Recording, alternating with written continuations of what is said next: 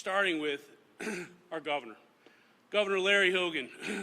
I want to thank you very much for making Maryland a positive national leader on so many levels, including leading the charge on our COVID-19 response, fighting for a safer Maryland, and addressing challenges brought on by this pandemic, such as mental health. Thank you very much, Governor.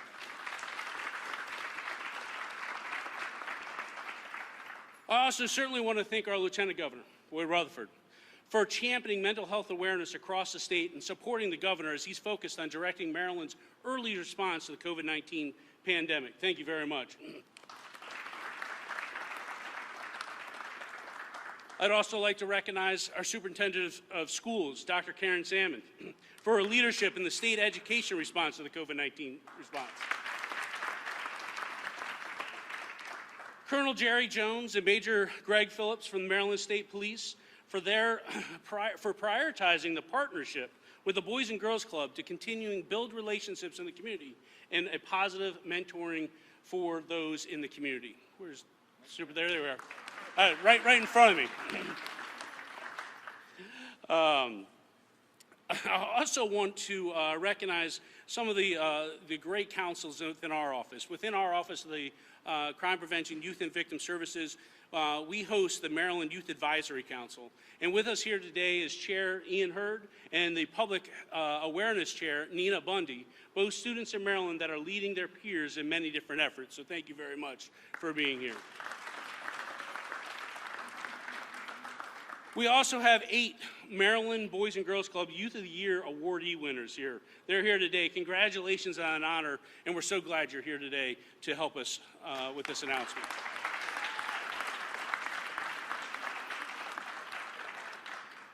This is right in the part of the announcement where my notes say, make it exciting, as I'm going through this. And I am excited. So I think that we are all excited with this great group of people that we have here today. And we're going to keep going with that.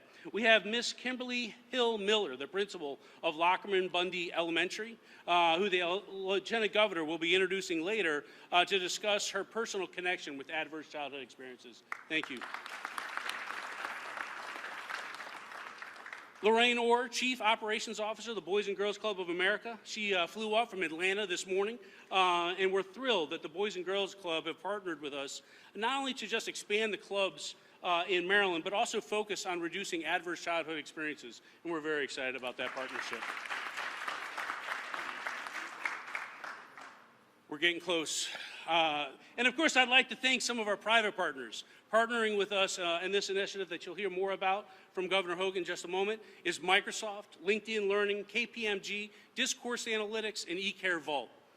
Their dedication in identifying need, creating solutions, and measuring the impact is going to have a direct impact on reducing adverse childhood experiences and helping us recover from COVID. So thank you very much. And lastly, but certainly not least, here with us today are the incredible leaders from the Maryland Alliance of Boys and Girls Clubs from across the state. Thank you for banding together, developing the alliance to help bring crucial services directly to those in Maryland. It's certainly truly an honor to be here with you today. Thank you so much.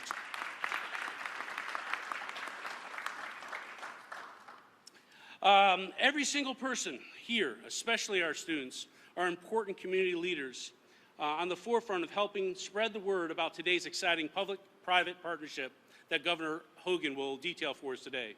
Our governor has emphasized that our most important responsibility is to protect Marylanders, and he has directed agencies to adapt in innovative ways and address the current public health crisis, paying special attention to the mental health needs of our Marylanders coming out of the pandemic. While confirmed cases of COVID-19 can be clearly tracked, the impact of this pandemic and on mental health is not easily quantifiable. We know that our young people are particularly vulnerable to mental health issues, and I'm very proud of the trauma-informed response that Maryland is able to provide, especially for our youth, and that's why we're here today.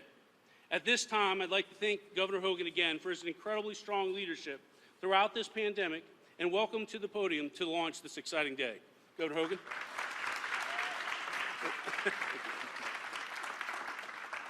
Well, thank you very, very much. He did a good job of raising the excitement level a little bit, right? Thank you, Glenn. Appreciate that. Good afternoon, everybody. Thank you, Glenn. It really is great to be here with all of you today, and I think it is an exciting announcement we're going to make, but it's great to be here at the Webster Kendrick Boys and Girls Club, which is doing such an incredible job helping young people here in Baltimore City to reach their full potential. And we're here today to announce Project Bounce Back, which is a groundbreaking initiative to help our young people recover from the devastating impact of the COVID-19 pandemic. This global pandemic has been an extremely difficult time for nearly everyone, but it has been perhaps most difficult for our children. The uncertainty and isolation of the past year, combined with prolonged school closures, has been devastating for their emotional health, educational progress, and developmental well-being. The CDC has labeled these adverse childhood experiences, or ACEs, and they can severely undermine a child's sense of safety and stability. ACEs are also linked to health problems and mental illness and substance abuse in adulthood, and can hurt education and job opportunities later in life. As the governor, but also as a father and a grandfather, nothing breaks my heart more than to see what our children have suffered through over the past year, especially those kids who are growing up in underserved communities. And I refuse to just sit back and accept this as the status quo. So today, we are launching Project Bounce Back, which is a $25 million, first in the nation, public-private partnership that will provide a critical support network for Maryland youth and families by harnessing the resources of the Maryland State Department of Education, the Governor's Office of Crime Prevention and Youth and Victim Services, and the Boys and Girls Clubs of America, Microsoft, LinkedIn Learning, KPMG, Discourse Analytics, and eCare Vault. The mission of this new initiative is to provide critical services to young people in need and to build post-COVID resilience among Maryland youth, families, and communities. Through Project Bounce Back, we will expand the reach of the Maryland Alliance of Boys and Girls Clubs to every single county in Maryland, prioritizing Title I school districts as well as rural communities in order to reach 45,000 children across all jurisdictions and to provide youth development programs and positive mentorships. As part of this expansion, we're also creating a new partnership between the Maryland State Police and the Maryland Alliance of Boys and Girls Clubs to promote positive mentorships and to grow community and police relationships. In addition, the Maryland State Department of Education is launching 6 regional mental health crisis teams composed of counselors, psychologists, and experts to collaborate with local school systems in order to provide on-the-ground crisis and technical assistance. Finally, through Project Bounce Back, we are working with private sector partners to provide an innovative new technology platform that will enable nonprofits like the Boys and Girls Clubs to provide better services and job development skills to local youth. Earlier today, I signed an executive order to make Maryland a national leader in working to address adverse childhood experiences. And through Project Bounce Back, we are leveraging the full weight of the government and the private sector to connect Maryland youth with the critical support services that they need. Of course, the single most important thing our local school systems can do to help get our kids back on track is to utilize the more than $1.2 billion in federal funding that we've provided to local school districts to offer targeted tutoring, the opportunity for summer in-school learning opportunities, and full in-person 5 days a week instruction for every single child in Maryland. Last week, the Maryland Board of Education voted unanimously to require in-person in-person schooling this fall for all schools in the state. And this is a key part of our recovery and a beacon of hope for young people all across Maryland. But there are far too many kids that are struggling right now. And I want each and every one of you to know that help is on the way. And I can think of no better place to launch this initiative than with our Boys and Girls Clubs, which have given more than 200,000 hours of support to youth throughout this pandemic.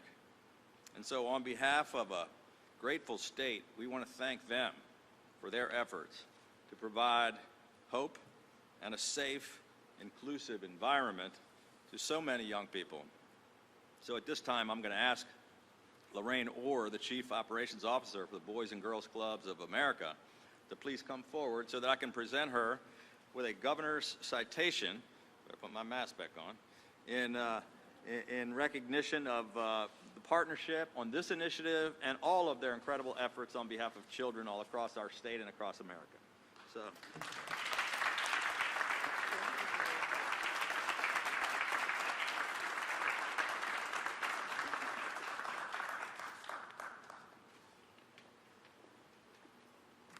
Well, thank you very much, Governor, and congratulations to Ms. Orr from the Boys and Girls Club, and we'll be hearing from Ms. Orr just a little bit later. Our next speaker has diligently served Maryland as a Lieutenant Governor and chairs the Commission to Study Mental Health and Behavioral Health in Maryland. Lieutenant Governor Boyd Rutherford has helped to lead the state's efforts to combat the opioid epidemic, break the cycle of poverty between family generations, and improve mental health delivery system, among many other accomplishments. I know one of his greatest passions is connecting those who need help with those that can help. I want to welcome to the podium Lieutenant Governor Boyd Rutherford.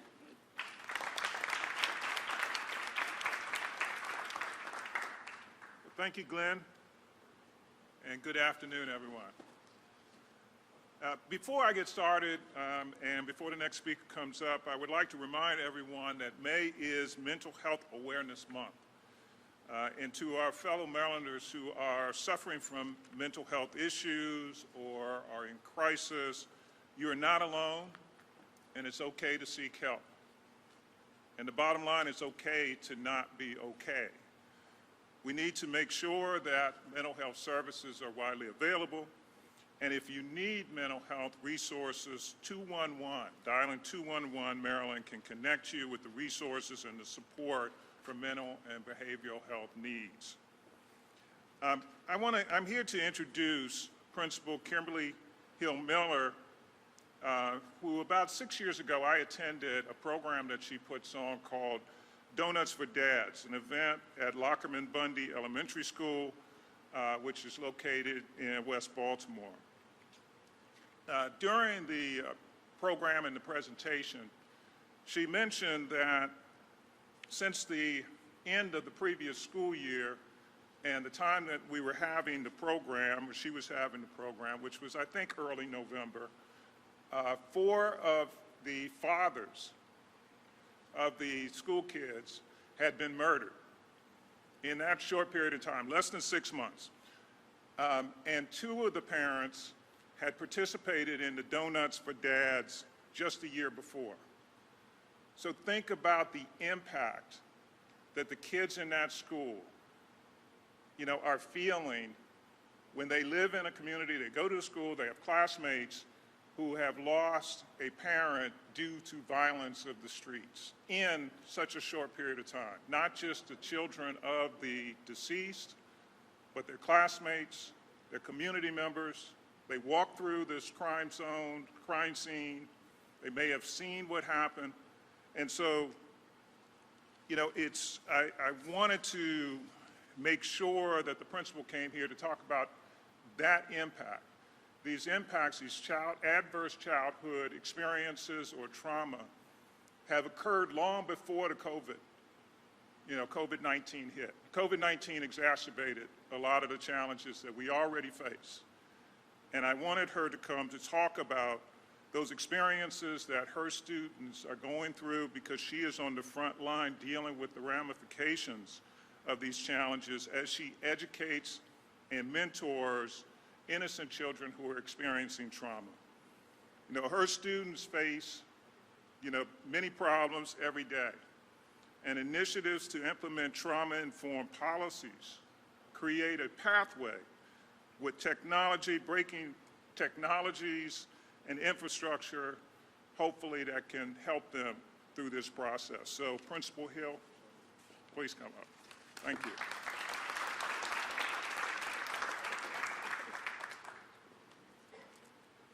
Good afternoon. My name is Kimberly Hill Miller, and I am the principal of Lockerman Bundy Elementary School in West Baltimore. I would like to first thank Governor Hogan and Lieutenant Governor Rutherford for their unwavering support towards reducing adverse childhood experiences. The children and families in our wonderful state desperately need them. I'm excited to know that Maryland is leading the charge through the groundbreaking public-private partnership supported by multiple state agencies, private organizations that will help tens of thousands of children across Maryland. Throughout my 25 years as an educator of our state, I have witnessed the need for extra supports beyond academics in the classrooms that are preparing our scholars to be outstanding 21st century leaders who are prepared to meet the rigorous demands of college and career success. These initiatives will answer the urgent call for those tiered supports, the equitable supports for our students across our state. My mission as an educator and administrator is to provide rigorous instruction and to meet and exceed the needs of diverse learners. That normally is the goal of any educator across the country. Maryland is leading the charge to address the mental health crisis occurring within our scholars now as a response to COVID-19. As I reflect on the past experiences that my scholars have received 10, 20 years ago, I came to the conclusion that the amount of adverse childhood experiences that our scholars have faced has a direct correlation to their future trajectory, which I personally have categorized as the 5 C's, the letter C. That's the teacher in me. College, career, cell, as in jail cell, cemetery, and the corner.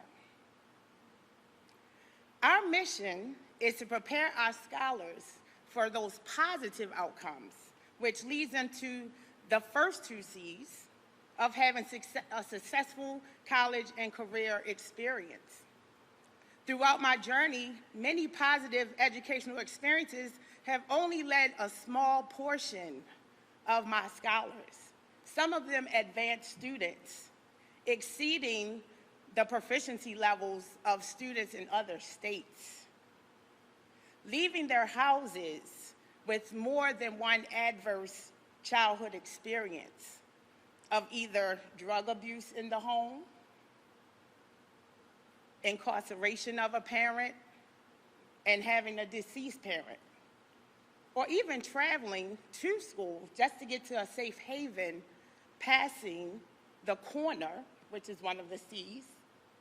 They're role models because the only ones that they have are at in the corner of our building, hoping for a new future so that they are not headed towards those negative trajectories, which are those other 3 C's, the corner, cemetery, or the cell, due to the lack of the supports of mental health and technology. A powerful event that Lieutenant Governor Rutherford mentioned that we have every year is our annual Donuts for Dads. I have been a principal for 8 years, and I've been at schools where there's been low participation of our males due to some of the C's that led in the negative trajectories. So every year, I am faced with explaining to a child that I am going to allow them to attend that event because they do not have a male figure or a mother figure to represent them. So when our gym, which is filled similar to our gym here, is filled with seats of parents and students with fun-filled activities, with hope in their eyes. When you see them participate, and then knowing that there are about 4 to 5 students a year who aren't able to enjoy the fun. So what I do each and every year, I have those students and I dedicate the program to our falling parents that we have lost to the senseless violence in the city. One particular year, which Lieutenant Governor did not know, because he only saw the academic piece and the support, 3 out of the 5 students who were our honored guests sitting with me at the podium, they still attend my school. They are actually the children of my former students who I provided those positive experience for, just like I did for their children now. They were actually there, and I had to guide them and hold their hands and let them know the reasons why their parents were not there, but they already knew. So what I did, and every year, I just have the audience, we sort of wrap our arms, virtually, around our students, and we let them know that even though there is an absence of your parent, every adult in that audience is here for you today. And so around the gym, you will see posters where we have those students decorate with maybe pictures of themselves with their fathers. They have a section in the gym, and I just ask the audience before they leave to just leave one positive message of hope for those students. And then that is their takeaway from the program, while other students are able to get souvenirs of photos with their fathers.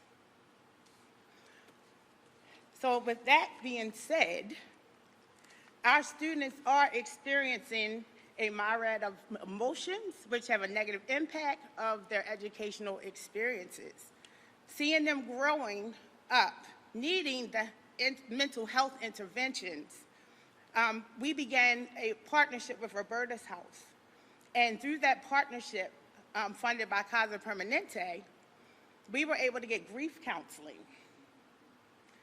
at our schools. So we were one of the first elementary schools in the city where I asked for that assistance because there was a need. And so today, our first layer of support is with the mental health in order for us to attack the educational aspect of it that's inside of them. I truly believe that every child is a genius, and with that hope and with these supports, we can further their education so they will not end up in the negative trajectories of my 3 C's.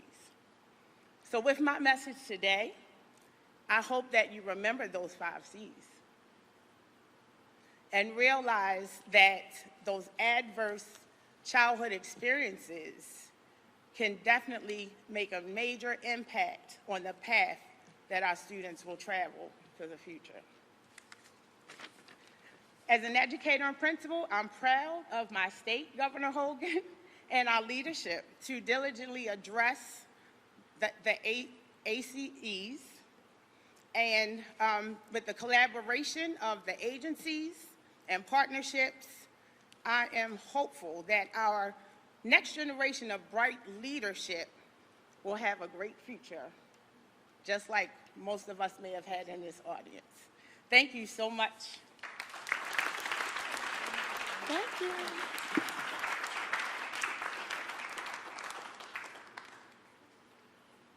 Wow, thank you very much, Principal Hill-Miller. And I also want to congratulate you on your Heart of the School Award that you had just a few years ago. And thank you very much for your dedication.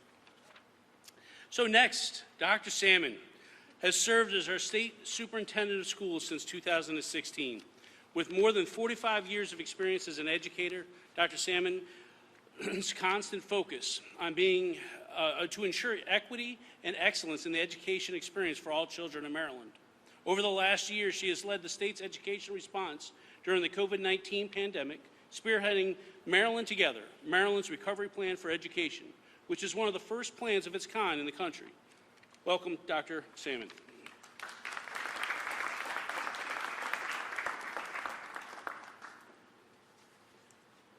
Well, thank you, Glenn. You're a great partner to work with, and I've enjoyed our work this year. And I also want to say thank you to the governor. I don't know where we'd be without him. He has led our state in a time of an incredible crisis in a very positive and proactive way. And he has been a total supporter of our children and our education program. So I thank you so much, Governor. It's been my pleasure to work with you over the last few years. Lieutenant Governor, I also appreciate your diligence and your proactive association with the need for mental health in our state, and I'm hoping we can do you proud as we put these programs together in the future. It's also good to be here with our community partners today, especially the Boys and Girls Club of America. We are so looking forward to your expansion across Maryland. Maryland and the State Department of Education is very eager to collaborate with this partnership in the Project Bounce Back to help prevent adverse childhood experiences that were so well described by our principal. Students in Maryland and across the country are suffering. They have been impacted by the pandemic academically, physically, socially, and emotionally. We know that too many students have been exposed to trauma, disruptions in learning, physical isolation, and disengagement from school and peers. Many students who once excelled are now failing. Children are overwhelmed, anxious, and depressed. The most immediate, ready solution to protect children, as the governor said, is to return them to schools for full in-person learning as soon as possible. Sadly, too many students have yet to access a normal classroom learning experience. Based on our latest data, statewide, less than half, approximately 43% of pre-K through 12 students are receiving any in-person instruction. Said another way, almost 500,000 of our students are not receiving any in-person instruction. In-school, in-person instruction is the only way to ensure equitable opportunities for our students. Last week, as the governor pointed out, the state board passed a resolution calling for the return of full-time in-person instruction next fall. By providing this resolution, the State Department of Education is prepared to support all systems in removing obstacles and bringing students back and teachers to the classroom. At MSDE, our mission is children, and our children need their school communities. When we do reopen this fall, we want to make sure that schools are fully equipped to address learning needs. To do so, we must focus on helping schools and school systems, providing physically, emotionally, and mentally safe learning environments. To deliver these supports, we are establishing, and the governor mentioned this in his remarks, 6 new regional crisis teams across the state. These teams will provide crisis and technical assistance to local school systems for children and families in emotional and social distress. And they will serve as connections to our great community partners, like our Boys and Girls Clubs. To guide us, we have established a mental health advisory committee consisting of a cross-section of professionals in the student services field, including student members, and 2 of them are here today. Ian and Nia, stand up again. These are great people. Meeting since February, the task force is building this network of regional teams composed of counselors, psychologists, substance abuse coordinators, and counselors, nurses, and a consulting psychiatrist, as well as a family navigator who will enrich and enhance, not replace, the work of site-based student support personnel in our local school systems. These teams will extend the reach of current intervention resources and provide targeted school-based services that might prevent the need for future crisis intervention. They'll provide boots on the ground, direct student care, as well as professional development for educators. With May serving as Mental Health Awareness Month, as the Lieutenant Governor announced, and this week is recognizing teacher appreciation. It's a compelling reminder of the very strong link between educators and the emotional well-being of our students. Our teachers are often the first to notice something awry with a student's behavior, mood, or emotional state. They provide a ready ear, and they are here to direct them to support and assistance needed. My sincere thanks to our educators, school staff, and community partners who continue to put children first. To our teachers, thank you for keeping Maryland's children engaged, physically and mentally, healthy and safe. And as I close, just a reminder, if you have a concern about the mental well-being of a student, a classmate, or a friend, please use our Maryland Center for School Safety hotline, 1-833-Maryland Be Safe, or visit safeschools.org, where you can download an app or complete an easy, fast online form. Together, we can make a difference, and a difference in the lives of children, and together, we can fully recover and bounce back from this pandemic. Thank you very much. Thank you, Glenn. Thank you, Governor. Thank you, Dr. Salmon. Well, we first met her as the governor's most recent citation recipient, Lorraine Orr, serves as Chief Operation Officer of the Boys and Girls Club of America. She wears many hats there, including leading field services and activities across the Boys and Girls Club movement, handling child safety and protection strategies, and overseeing leadership development for staff. Lorraine's leadership and commitment to the youth have been both recognized locally and nationally, including the coveted Others Award and the Boys and Girls Club of America's National Professional Service Award, among others. Please welcome Lorraine Orr.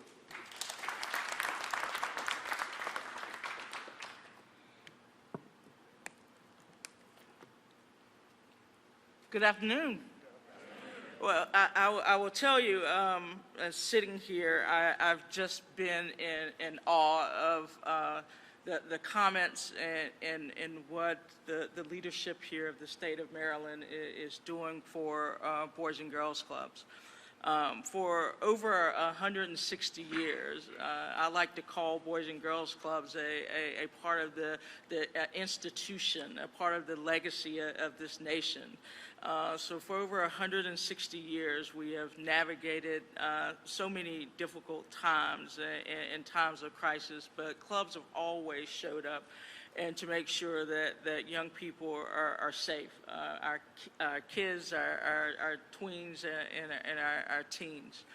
And today, I will tell you, and you can see it in the eyes of the leadership of Boys and Girls Clubs across the state, that we are committed now more than ever before to do whatever it takes to make sure that our kids, their families, and whole communities are better. And you've heard it said in a lot of different ways. This past year has been really difficult for us all. Not only young people, for us all, and our ability to take care of, and the responsibility, I should say, to take care of the emotional well-being and health of young people is paramount. So to Governor Hogan and all of the staff here of Boys and Girls Clubs and the leadership of this state, thank you for your unwavering support to young people. And as I said, this has been a difficult time, but having access to technology and positive mentors and the guidance and food accessibility, all of those things that are so important to the positive development of young people. I've had the opportunity to visit a lot of states in the last year, and I will tell you what you all have announced here today in terms of Project Bounce Back. I haven't heard of anything quite as innovative, and it is so appreciated from me as a leader of Boys and Girls Clubs of America, but probably more so, and just as important for these hundreds, thousands of staff that have shown up in the darkest times to take care of our young people.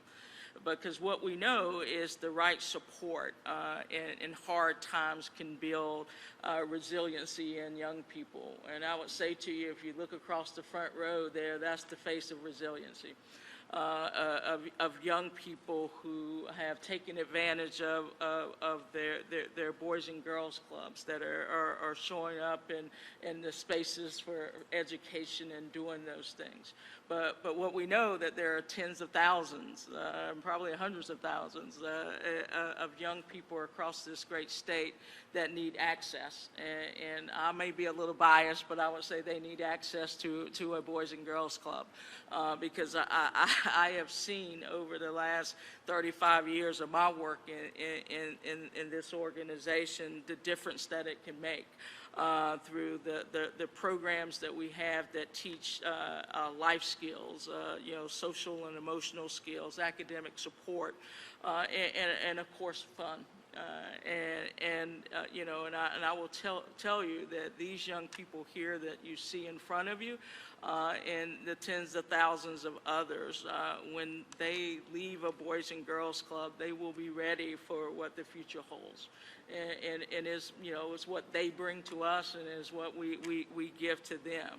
And when they graduate from high school on time, they'll be ready for the workforce because we need children and kids and teens that are ready to join the workforce. They'll be ready to go on to college, and some will choose to serve in the United States Armed Services, and all of which will make our nation better.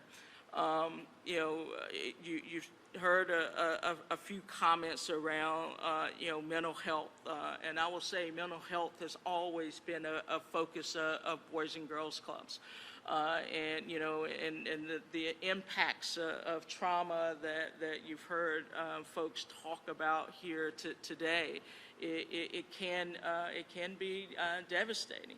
But with the right supports again, and just so excited about what is happening here in this state. And I will be one governor that will walk to others and say, you got to replicate what's happening in the state of Maryland.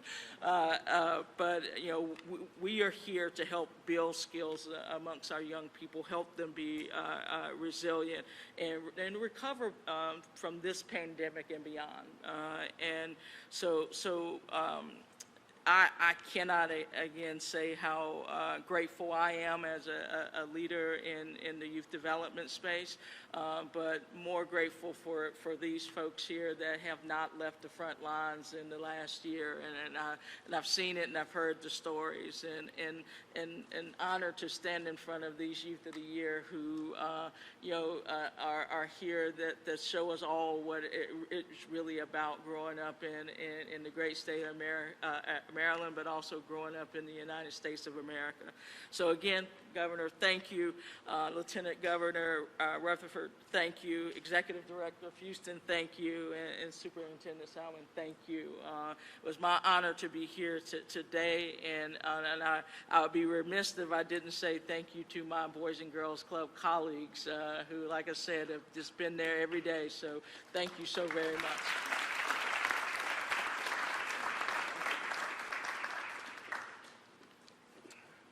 Wow, this is an incredible event. I think the excitement has been here through the roof. You see the level of commitment that you have at all levels throughout the state, and I hope you're as excited as I. In closing, under Governor Hogan's leadership, Project Bounce Back has come to fruition, and it will reduce adverse childhood experiences while supporting the needs of youth coming out of this pandemic. I want to thank everybody here, especially the Webster Kendrick Boys and Girls Club for hosting us today, and all the staff that went together to pull this together, my team and everybody else. I just want to say thank you for supporting us for this event and many others.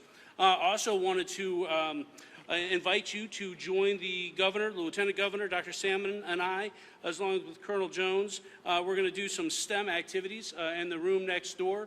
I will warn you, though, that my friends from Baltimore City Police and I have done these before, so we're experts. So I wanted to reach out and say thank you for Baltimore City Police for being here as well. We're going to do some work with 3D printers, and we're also going to do some work with conductive Play-Doh to learn about electrical currents. I think I'm going to stay around the airplane with the 3D printing and let some of you guys do the electricity.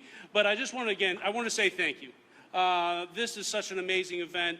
To the leadership, Governor Hogan, Lieutenant Governor Rutherford, Dr. Salmon, Colonel Jones, everybody from the state, everybody from the Boys and Girls Club, everybody that has come together today to help bring this together, thank you. This is going to be a great event for the state of Maryland, and I can't wait to do more with the children. So thank you very much.